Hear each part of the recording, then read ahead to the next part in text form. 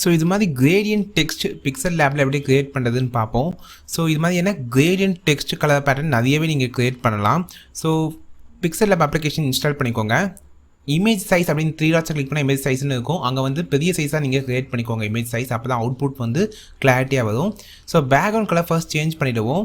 Background colour பார்த்தீங்கன்னா உங்களுக்கு வந்து கிரேடியன்ட் கொடுக்கலாம். இப்போ ஃபஸ்ட்டு வந்து நான் வந்து ஒரு ரெட் கலர் இல்லை ஒயிட் கலர் கொடுத்து ஸ்டார்ட் பண்ணுறேன். ஸோ ஓகே கொடுத்துட்டு டெக்ஸ்ட்டை வந்து எக்ஸ்பேண்ட் பண்ணிக்கோங்க, சென்டரில் ப்ளேஸ் பண்ணிக்கோங்க. ஸோ அடுத்தது நம்ம டெக்ஸ்ட் அதாவது ஃபாண்ட் டேப்பில் போயிட்டு நம்ம ஃபாண்ட் வந்து செலக்ட் பண்ணுவோம். ஸோ ஃபாண்ட் டேப்பில் வந்து நல்லா போல்டாக இருக்கிற மாதிரி ஃபாண்ட் செலக்ட் பண்ணுங்கள். ஸோ உங்களுக்கு வந்து எந்த ஃபாண்ட்டு பார்க்க சைடில் பார்த்தீங்கன்னா தெரியும் எந்த ஃபாண்ட் உங்களுக்கு ரொம்ப போல்டாக இருக்கோ அதை யூஸ் பண்ணும்போது கிரேடியன்ட்டோட அப்பியன்ஸ் இன்னும் கொஞ்சம் நல்லா இருக்கும். ஸோ அதனால் வந்து நான் போல்ட் அப்படின்னே ஒரு ஃபாண்ட் இருக்குது, அதை யூஸ் பண்ணுறேன். ஓகே கொடுத்துட்டு போல்ட்னஸ் வந்து இன்னும் இன்க்ரீஸ் பண்ணால் இன்க்ரீஸ் பண்ணிக்கலாம். ஸோ ஃபஸ்ட்டு வந்து கலர் சூஸ் பண்ணிக்குவோம், அப்போ தான் உங்களுக்கு தெரியும். ஸோ கலர் வந்து பிளாக் சூஸ் பண்ணிட்டு ஓகே கொடுத்துக்கிறேன். ஸோ இவன் வந்து எடிட் டெக்ஸ்ட்டில் கூட போயிட்டு என்னோடய நேம் வந்து நான் டைப் பண்ணுறேன். ஸோ டைப் பண்ண பின்னாடி பார்த்தீங்கன்னா ஓகே கொடுத்தாச்சு. ஸோ இப்போ வந்து ஃபாண்ட் வந்து நான் சேஞ்ச் பண்ணிக்கிறேன், ஏரியல் சேஞ்ச் பண்ணிக்கிறேன். ஓகே போல்ட்னஸ் கொடுத்தாச்சு. ஸோ அடுத்த ஆப்ஷன் பார்த்தீங்கன்னா நம்ம வந்து 3Dயாக சேஞ்ச் பண்ணுவோம் இதை first. So 3D text click பண்ணி எனேபிள் பண்ணிக்கிறேன்.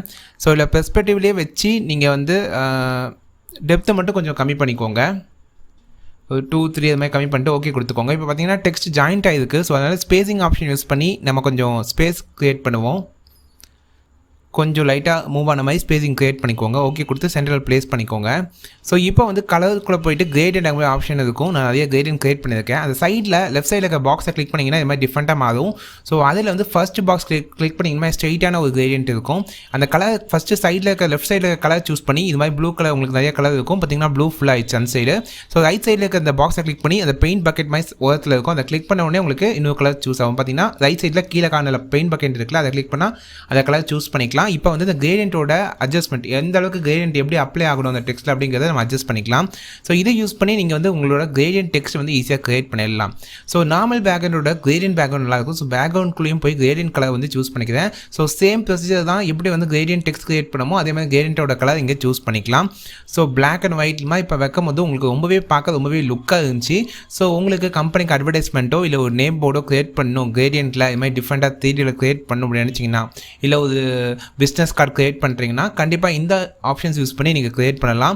உங்களுக்கு எப்படி இருந்தாலும் இது யூஸ்ஃபுல்லாக இருக்கும். ஸோ இந்த வீடியோவில் நம்ம கிரேடியன்ட் டெக்ஸ்ட்டும் கிரேடியன்ட் பேக்ரவுண்ட் எப்படி க்ரியேட் பண்ணுறதுன்னு பார்த்தோம். ஸோ இந்த வீடியோ உங்களுக்கு எந்த அளவுக்கு யூஸ்ஃபுல்லாக இருந்துச்சு அப்படிங்கிறத கமெண்ட் பண்ணுங்கள். பார்த்தீங்கன்னா கிரேடியன்ட் எந்த அளவுக்கு ஷேட் கொஞ்சம் நவுத்திக்கலாம். ஸோ யூஸ்ஃபுல்லாக இருந்துச்சுன்னு கமெண்ட் பண்ணுங்கள். இந்த வீடியோ பிடிச்சிருந்தாலோ இல்லை இந்த வீடியோ யூஸ்ஃபுல்லாக இருக்குன்னு நீங்கள் ஃபீல் பண்ணாலோ மறக்காமல் லைக் பண்ணிவிடுங்க, கமெண்ட் பண்ணுங்கள் அண்ட் சப்ஸ்கிரைப் பண்ணுங்கள். தேங்க்ஸ் ஃபார் வாட்சிங். இன்னொரு வீடியோவில் பார்ப்போம். பாய்.